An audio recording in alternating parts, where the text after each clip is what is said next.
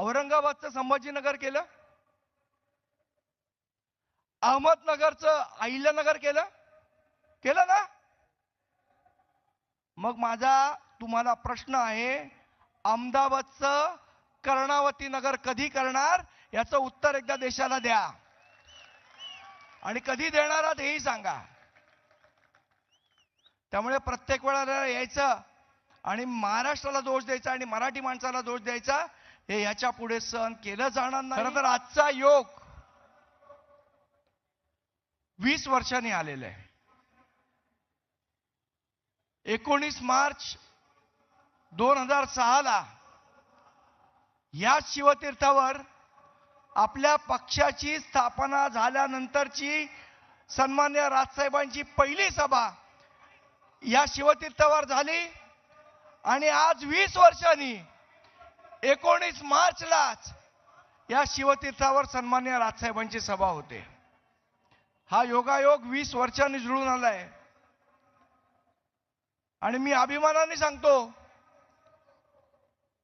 20 वर्षापूर्वी समोरच्या गर्दीत बसलेला मी आज सन्मान्य राजसाहेबांच्या कृपेमुळे या व्यासपीठावरनं बोलतोय, आणि हे फक्त आणि फक्त महाराष्ट्र नवनिर्माण सेनेतच घडू शकतं, आणि हे सन्मान्य राजसाहेबच करू शकतात की एका सामान्य कुटुंबात जन्मलेल्या महाराष्ट्र सैनिकाला व्यासपीठावर आणून बसवणं.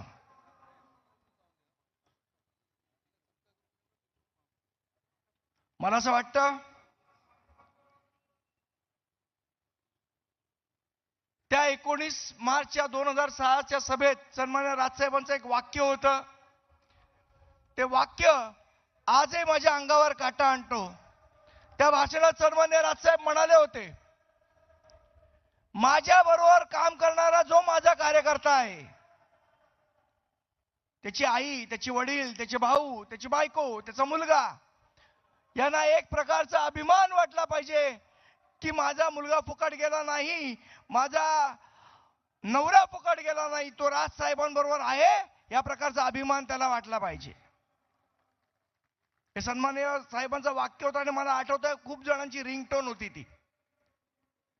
साहेब, आज अभिमानाने आम्ही सांगतो, आज तुमच्या बरोबर काम करतो याचा आमच्या कुटुंबाला तर अभिमान आहेच, पण आमच्या सर्व महाराष्ट्र सैनिकांना अभिमान आहे की आम्ही सगळेजण सन्माननीय राजसाहेबांबरोबर आहोत, अशा नेत्याबरोबर आहोत ज्यांनी मराठीसाठी, महाराष्ट्रासाठी कुठेही तडजोड केली नाही, याचा आम्हाला प्रचंड प्रचंड प्रचंड अभिमान आहे. आम्हाला साहेब अभिमान आहे, आम्ही तुमच्या बरोबर आहोत. आज या मुंबईमध्ये असेल, महाराष्ट्रामध्ये असेल, अनेक प्रकारची बिकट परिस्थिती आली आहे. परप्रांतीयांच्या लोंडेच्या लोंडे या महाराष्ट्रावर येऊन थडकतायत. परवाच कुठेतरी एक बातमी वाचली, कोणीतरी ट्विट केलेलं, मुंबई ते रत्नागिरी जाणारी ट्रेन रद्द करण्यात आली, आणि ती आता दादर ते गोरखपूर जाणारी ट्रेन तयार करण्यात आली. किती लोक आणून तुम्ही महाराष्ट्रावर आदळणार आहात, मराठी माणसावर आदळणार आहात, बाहेरचे किती परप्रांतीयांचे लोंढे हे आम्ही सहन करायचे, हे एकदा सरकारने सांगितलं पाहिजे. तुम्ही तिथे पोरं काढायची आणि वाढवायला महाराष्ट्रामध्ये पाठवायची, हे अजून किती दिवस चालणार आहे? परवा सन्माननीय मुख्यमंत्री देवेंद्र फडणवीस म्हणाले की महाराष्ट्र जर देश असता तर आज आपली अर्थव्यवस्था तिसऱ्या क्रमांकावर असती. मग मला फडणवीस साहेबांना विचारायचा प्रश्न की साहेब, एवढी मोठी अर्थव्यवस्था आहे, आज करोडो करोडो करोडो रुपये महाराष्ट्रातनं दिल्लीला जातात, अख्ख्या भारताचा 25% खर्च हा महाराष्ट्र उचलतो, मग या महाराष्ट्रात कोणी यायचं आणि कोणी नाही यायचं हे ठरवायचा अधिकार महाराष्ट्राला का नाही आणि तो महाराष्ट्राला मिळाला पाहिजे की नाही मिळाला पाहिजे? किती दिवस आम्ही हे लोंढे सहन करायचे? आता ह्याच्या पुढे आपण विचार केला पाहिजे की महाराष्ट्रात कोणाला येऊ द्यायचं आणि कोणाला नाही येऊ द्यायचं, हे जर महाराष्ट्राला ठरवण्याचा अधिकार मिळाला पाहिजे. जर आम्ही तुम्हाला एवढं मोठं कॉन्ट्रीब्युशन केंद्राला देतो तर आज रस्त्यावर रस्ते होत आहेत, पुलावर पुलं होत आहे, मेट्रो गाड्या चालत आहेत, तरी गर्दी संपत नाही. पहिले वाटायचं की हे एवढे उड्डाण पूल झाले, काहीतरी युतीच्या राज्यात 55 उड्डाण पूल झाल्यावर वाहतूक सुरळीत, अजून ती सुरळीत होत नाही. उड्डाण पूल झाले, सगळे झाले. याचं कारण ही वाढणारी गर्दी. आणि वाढतायत कुठे आणि बसतायत कुठे? इथे ज्या काय एसआरएच्या माध्यमातून फुकट झोपडपट्ट्या मिळत आहेत, या झोपडपट्ट्यांमध्ये 80% वर हे परप्रांतीय आलेले आहेत. हे बाहेर न येणार, अनधिकृत झोपड्या वाढणार आणि आपण त्यांना घरं देणार. हे अजून किती दिवस चालणार? बरं, एसआरए मध्ये हे घर येणार आणि आमच्या मराठी माणसाची काय स्थिती? आज पत्राचाळी सारखा विषय आमच्या परवा कुणाल वाईनकर आणि नयन कदम सांगत होते.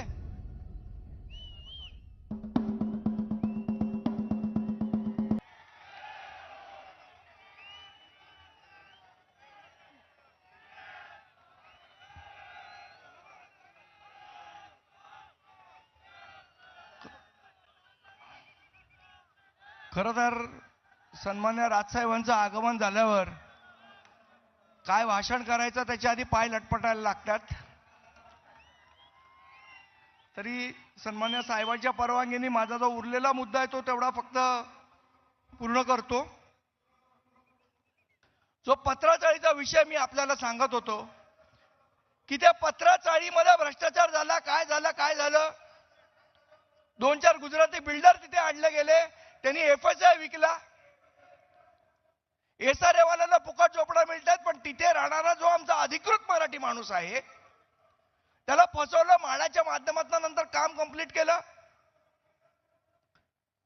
त्या भिंतीचा जो स्लॅब होता वरचा, इतकं निकृष्ट दर्जाचं काम केलं म्हाडानी, तो स्लॅब पडला. स्लॅब पडल्यानंतर व्हिजेटीआयला आणलं तिकडे. व्हिजेटीआयला आणून सांगितलं की याचं ऑडिट करा. त्यांनी ऑडिट केलं. ऑडिट केल्यानंतर व्हिजेटीआयने रिपोर्ट दिला की ही बिल्डिंग एकदम ओके आहे, इथे लोकांना राहायला काही अडचण नाही. व्हिजेटीआयचा रिपोर्ट आला आणि त्याच्या दुसऱ्या दिवशी दुसरा स्लॅब पडला. मग व्हिजेटीआय सारख्या संस्थांवर तरी काम कसं करायचं? आज मुख्यमंत्री सांगतात सगळं चांगलं आहे, सगळं ओके आहे. मग आज पत्राचाळीतली 650 लोक उपोषणाला का बसलेत याचं उत्तर मुख्यमंत्री साहेब देणार आहेत का? एका ठिकाणी परप्रांतीयांना फुकट झोपड्या द्यायच्या, मराठी माणसांना उपासाला बसवायचं.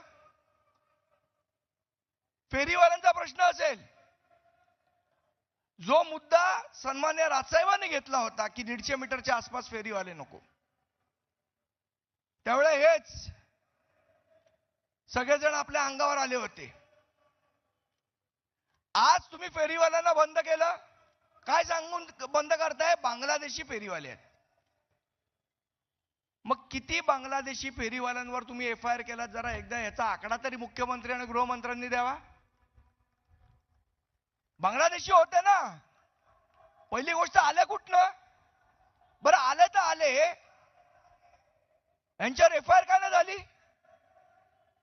आणि सर्वात महत्वाचा मुद्दा, सन्माननीय पंतप्रधान नरेंद्र मोदी साहेबांच्या आशीर्वादाने किंवा त्यांच्या नावाने एक योजना चालू केली होती.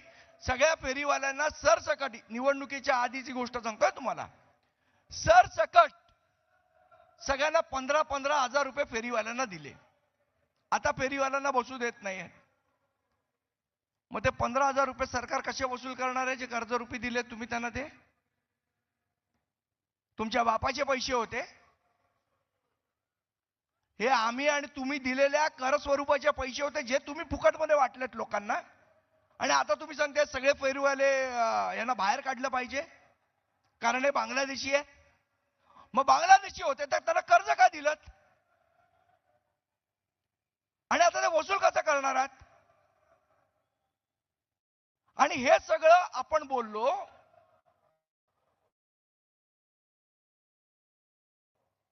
की मराठी माणूस संकुचित वृत्तीचा आहे.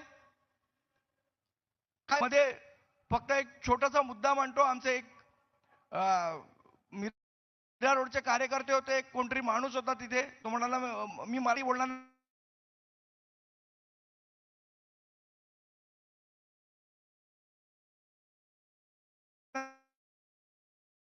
फक्त गुजराती येतं. त्याला काय प्रश्न साहेब, आपल्या परवानगीने एक प्रश्न त्यांना विचारला. मग आपण सगळे जर हिंदू आहोत आणि महाराष्ट्राला तर कोणी हिंदुत्व शिकवूच नाही, त्या दिवशी बोलताना सन्माननीय साहेब पण म्हणाले, या महाराष्ट्राने औरंगाबादचं संभाजीनगर केलं, अहमदनगरचं अहिल्यानगर केलं ना. मग माझा तुम्हाला प्रश्न आहे, अहमदाबादचं कर्णावती नगर कधी करणार याचं उत्तर एकदा देशाला द्या आणि कधी देणार आहात हेही सांगा. त्यामुळे प्रत्येक वेळेला यायचं आणि महाराष्ट्राला दोष द्यायचा आणि मराठी माणसाला दोष द्यायचा, हे याच्या पुढे सहन केलं जाणार नाही. सन्माननीय राजसाहेबांना आपल्या सर्वांच्या वतीने आश्वासन देतो, साहेब, महाराष्ट्रासाठी मराठीसाठी ज्या ज्या वेळेला तुम्ही आदेश द्याल त्यावेळेला आम्ही सर्व महाराष्ट्र सैनिक या संघर्षासाठी तयार आहोत, अशा पद्धतीचं आश्वासन देतो आणि माझे 2 शब्द संपवतो. जय हिंद, जय महाराष्ट्र.